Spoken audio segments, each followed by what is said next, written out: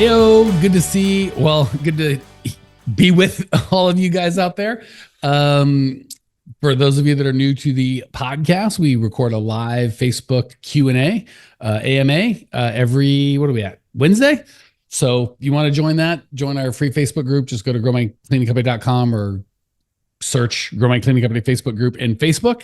That said, I think our theme last week was hiring, and Lindsay had so many people with questions that were interested in that topic. We're finishing up. We're the people that didn't get served last week. We're doing it today. All right. Yep. I'm excited to keep going on with this theme, Mike. Our first question was emailed in from Cynthia, and she said, if you are just starting to hire, what is a good pay to start with? And when should you hire? Second question. Yeah, two separate questions. Let's take them separately. So one of the big foundational mistakes owners make about hiring is it's an on-demand thing, right? I need people, therefore I will try and hire them. The problem with that is twofold. The timing doesn't work, right? It takes a couple weeks to have a hiring funnel to get people trained and onboarded. And people typically, and when I say a couple weeks, it can take 2 to 4 to 6 weeks to really get somebody. But people often quit or no call, no show with 0 weeks notice, right? With just whatever. So we kind of have a delay of, I need someone now. It's like, well, the best time to buy real estate is 10 years ago. The second best time is now. Best time to start your hiring funnel is a month before you need to hire somebody. So Cynthia, the best time to hire is start now. Like if you're ready. And I understand people are like, well, I don't have the clients without the employees. I don't have the employees without the clients. You need to have funnels that are bringing those things in all the time. You're going to have to deal with one problem or another. One problem is I have too many clients and employees. I'm having to tell people no. The other problem is I don't have enough of either of those and I'm going broke. So if you have to pick the problem, pick that I have too many of each or too many of one or the other, then I don't have enough and I've got to go scramble them up. So when to start hiring? Immediately, right? If you know you need people or going to need people, start hiring right away. In terms of what to pay, it really depends on your location. Pay kind of dictates pricing because we coach to having pricing, your cost of goods sold as a percentage of what you charge. So it stands to reason people in the middle of Kansas you're going to pay a little less or a lot less than the people in Vancouver, and you're going to charge your clients less than in Vancouver. So they're all kind of tied together. That said, what we coach our clients to do is pay 10% above the average wage in your area, and then up to 15% of bonus based on performance. And that's a little too much to get into on this particular thing is how the bonus breaks down. But yeah, you want to pay 10 to 25% above average, and 15% of that is based on performance. So you actually make more money when people perform at a better level. So do you think Lindsay, you're a disinterested third party. Did I answer Cynthia's question? I missed anything you want to ask on her or Cleaning Nation's behalf? No, I think that was super clear, especially on the rate to, start paying a good starting rate. Actually, what you hit on a couple in your answer there kind of flows into our next question that came from Raina. And she says she's always hiring like you teach, Mike. And she has what seems to be 2 awesome people ready to go that she wants on her team. However, she doesn't have enough business right now to hire them. And she told them it might be a couple weeks. But it's already been that. So her business is slow and she's struggling to get more happening right now in terms of clients. But she doesn't want to lose these 2 people in the meantime and have some other business scoop them up. So what do you recommend she does in this situation? So again, we've just got to change the mindset. I think we've mentioned this before. You want a stream of applicants, not a pool of employees. So because typically we don't have a good hiring funnel, what happens is we're constantly trying to hire. It's painful. It sucks. We have to hire a bunch of people to get a couple good ones. So we get a couple good ones, we hang on for dear life. And often that means making way too many concessions, right? Oh, we pick them up, we drop them off, we pay them too much, we let them call out sick, tolerate a bunch of crap because we trust them. All of that can be fixed by having a hiring funnel. So we want to have our hiring funnel running all the gosh darn time. So like when Raina says, I'm always hiring like you teach, but I don't have enough business right now to hold them. Well, if you're always hiring, it won't matter if you can hold them or not, right? Now, when it comes to how do I keep them or whatever, you can do whatever you want as long as you're honest with people. So if you told those girls, I will have 40 hours a week for you guaranteed no matter what, come hell or high water, A, don't do that. And B, you're gonna have to go to them and go, I made a mistake. I'm doing my best, but I can't. So if you're honest with people and you've only got, and by the way, we coach 15, 20, 20, like Monday through Friday, one really big clean for residential, or two, basically 2 to 5 hours at the most a day. So if you can do the math, like 2 times 5 is 10 hours a week. Five times 5 is 25. So like really that kind of 15, 20 hours a week is perfect. We're not looking for full-time people, right? And if you're like, well, people need a living wage, and they should just get a different job. This is not, it's like I'm going to go to McDonald's and feed my family of 3. Like that doesn't work. Like there's nothing wrong with McDonald's employees. It's just supplemental income. It's not primary income, right? So to answer the question, sorry, Raina just seemed to have a lot of questions. 1, always have people coming in. 2, be honest with your people. And if they need 30, 40 hours a week and you don't have that to offer, or you're not sure when you're going to get it, you just tell them. And if they're like, well, then I got to quit, that's okay. Because again, if you've got a hiring funnel, you can sort it out. So the answer would be have a hiring funnel no matter what. As long as you're honest with people, you'll be fine. And if you're honest and they have to go, then they have to go. And if it's newer people, you can have them be floaters, right? Hey, Lindsay, we'd love to hire you, but there's just not enough. We've got a lot more interest in this position than we have positions to offer. But if you want to earn your way onto the team starting as a floater, we should be able to build your way up. And the bigger question I look at it, Rain, is where's your new clients coming in? You should have a client attraction funnel that's bringing in new clients all the time. So hopefully you read the answer more thoroughly than I did. Lindsay, did I miss anything or? No, I don't think you missed anything at all. And I really like the floater addition to the answer. I think that's a great compromise when you're it's like, what do you say to the pure person? Well, you're honest with them, right? And it's another great thing. I mean, if I was a person looking for a job and I really needed a job, I think someone being super honest with me, and also the idea of actually being a floater, I think that would be super helpful. And in my minds, if I'm a good fit, I'd want to stick around and hear back from Reno, hopefully. So I think that's good. And if you're not, I don't want to manipulate you by lying, right? I know I don't have 20 hours, but I'm going to say I have 20. Like that's super, just so I can keep you. It's like, well, I'd rather lose you under honest circumstances than keep you under pretense, because then we're going to pollute the relationship anyway when you find out I was being dishonest with you. Yeah. Good people appreciate honesty. That's what I found. Yeah, liars don't mind lying. They expect it.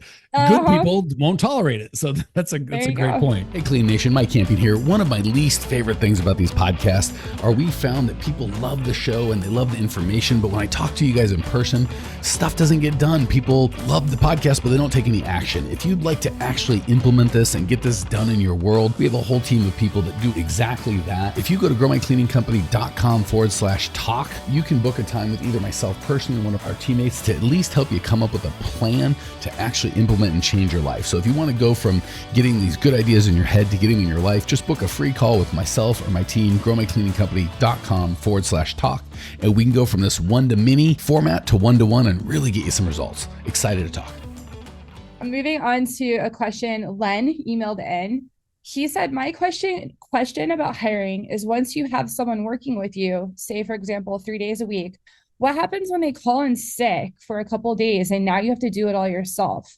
He then goes on to say, I think the biggest barrier for me is I do not want to go from being a super reliable cleaner on my own to canceling cleans on clients, rescheduling, or even worse, working a ton of hours to make up for a sick cleaner. So there's a lot to unpack there, Mike. Take it away. I hate to say it, but the theme is starting to emerge. You need a hiring funnel that's running all the time that will solve all of these problems, right? So I think one of the big mistakes people make is what we think is fully staffed is usually not fully staffed, right? So we staff going, well, I've got exactly 40 hours a week, so I'll hire one person. It's like, well, okay, but then not if he gets sick or when. It's not if, it's when, because people get sick, they go on vacation, they quit, they need a break, they get hit by a car, they have to go get married, they go attend a funeral, like stuff happens. To just assume. So if you've got 40 hours of work and one guy, like you're way understaffed. You need 3 guys, right? So if you have 3 guys doing that same 40 hours, that's 13 hours each, something like that. If one guy doesn't show up for a week, it just goes to 20. It's fine, right? So you're typically we think we're staffed, we're understaffed. Like you should have a lot more staff than one guy. You're next up. One person calls out for a day and you're the only backup. Like get a floater, have more people. It's just you don't have enough team. Second, I would have standards for excused and unexcused absences. And for me, an unexcused absence would be anytime you call in within like 48 hours. Like, so if you call in 43 hours before your shift for any reason, sick, at the hospital, dead, I don't care. Not that I'm being a jerk. I just don't want to be judge and jury. Well, Lindsay was sick. Did I get a doctor's note? Was she really? So like, it's too much, right? So it's like, hey, every quarter you got 3 unexcused absences and then you've got to go. You're like, well, I might fire someone that was otherwise maybe, but at the end of the day, you've got to have people that are just able to do the job. So I would have a system and a policy and a system that had, here's how many excused and unexcused absences I have.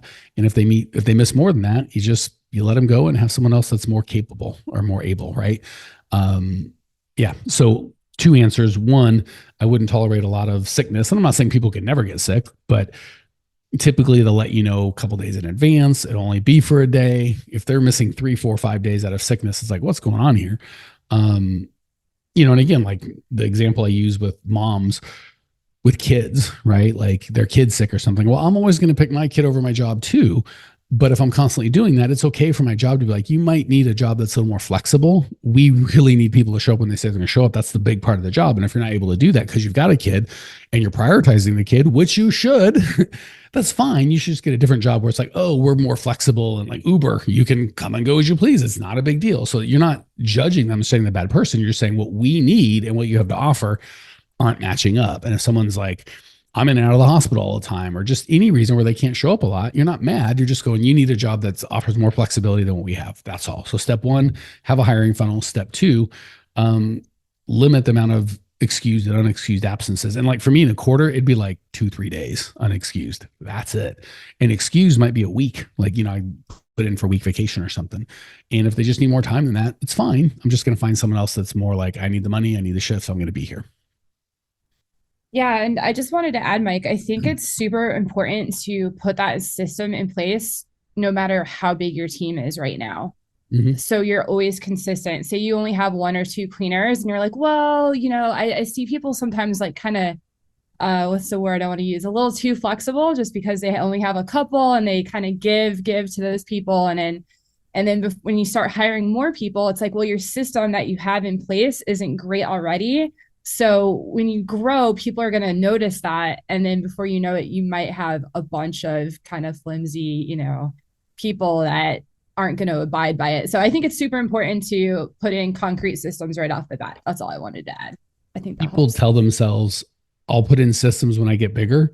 Yes. And the truth is you'll get bigger when you put in systems. Exactly. So they put it backwards. And the second thing is when you've got 20 or 30 people, you're so much better set up when people no call, no show. So technically you'd be okay not having systems because you've got a bunch of other people to cover it. When you have 1 or 2 people, you gotta have systems about no shows because like, you desperately need it. So it's the exact opposite thinking of what's going to serve you is I'll put in systems when I get bigger. You really will get bigger when you put in the right systems. Or to be more specific, the size of your company will be dictated by the systems that you have. So if you have little company systems, you're going to be a little company. If you have big company systems, pretty quickly, you'll become a big company. And one of those systems should be, I have a hiring funnel running all the time. I have a client attraction funnel running all the time. We have financial systems in place to make sure we're profitable. Like you put in those systems now, you'll get big. And if you don't, you probably won't get big. And if somehow you manage to get big, it's going to be a dumpster fire. Dumpster fire. You took the words out of my mouth. So I was like, mess. No dumpster fire. That's good. Okay, we got a super simple question from Sandra, but I'm going to ask it anyhow. She says, how do you find reliable people and weed out the bad ones? That's this is super simple sounding, wildly complex. So there's really 2 layers to this. One is systems, and one is, I would say the overriding one would be core values and culture. So systems are the methodology with which we hire. We teach a 3-step hiring process: group interview, one-on-one interview, working interview. And that methodology, 3 different people in 3 different places at 3 different times, is going to give you a lot of opportunity to mess up, right? Maybe the first guy or gal that does the group interview makes a mistake and passes Lindsay through. And maybe is it likely that the second guy that's going to do a one-on-one interview at a different day, at a different time, at a different place is going to make a mistake and also miss? Very unlikely, but possible. And that is unlikely after the next guy who's got a trainer and get her up to speed over the course of probably a week, maybe a little more, is going to miss. All three of those people missing is super unlikely. So that isn't perfect, but it's going to put up the bumper rails on that one. But the most important thing is just core values. So the biggest mistake when it comes to quality of cleaner I see people make is they look for skill set and not who they are. So when Lindsay came to us, super bright lady, but I don't think you had any of the specific, like maybe editing podcasts, which I don't even know you do very much or at all. For us, like very few of the specific skill sets you have or what we put you to work doing, but who you were was a perfect match. Like you love having fun. You like making money. You're super real. You have such a big heart to help people. So I'm like, oh my gosh, we can have Lindsay. We can train her to do any job in here because she's the right person. And now she's got a bunch of specific skill sets that are super helpful. But if she had all those skill sets now, I could have a clone Lindsay that had none of those core values, but all the skill sets. I'll still take, years ago Lindsay who had none of the skill sets, but had the same values. So super easy, especially when it comes to cleaning. And again, I know some of you guys get all fussy with, I'm the best cleaner, my cleaning's magic and blah, blah, blah. Well, then you don't have a business, you have a job if you're the one that can do it, right? It needs to be repeatable, scalable, dependable, transferable.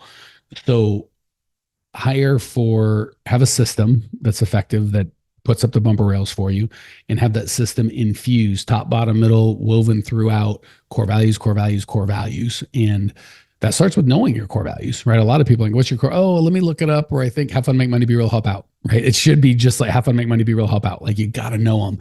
And once you know those, if I'm like, is Lindsay a good fit? I don't know. She's nice, kind of, she's cool. I don't know. But I'm like, did Lindsay seem like a fun person?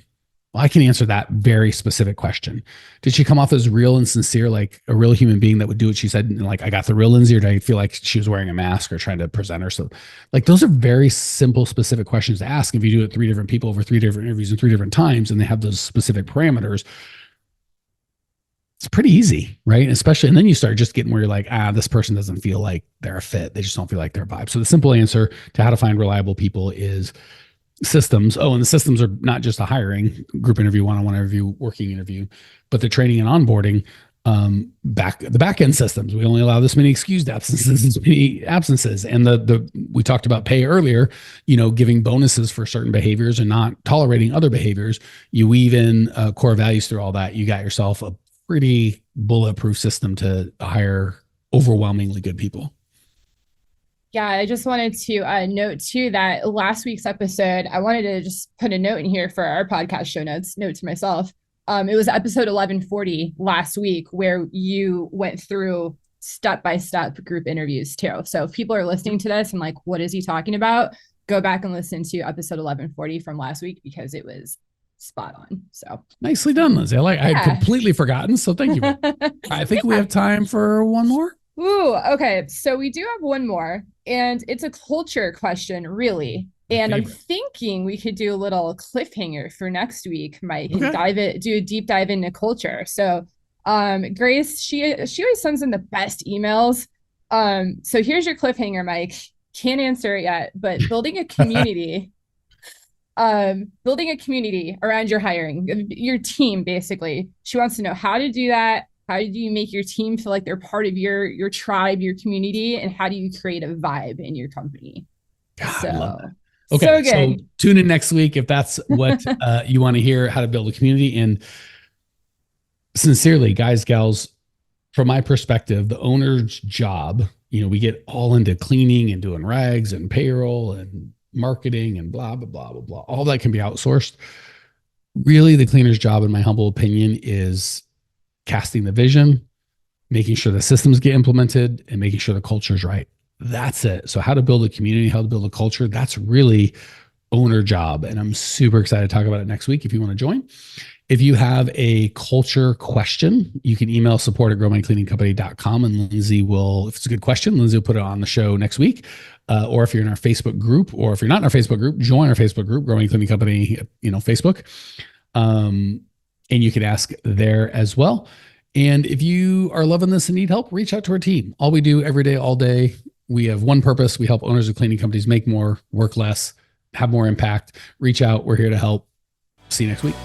Hey, Cleaning Nation, if you dug the content you just got, we don't do any ads and I don't sell anything on this podcast, but if you would just subscribe, rate, and review, it would be huge and I'd be so appreciative. Not only is it going to help me, but you'll help other owners of cleaning companies across the world work less, make more, and get profitable. So if you appreciate the value we give, again, subscribe, rate, and review. It would mean the world to me. I'd really appreciate it. And we sure appreciate your time and attention.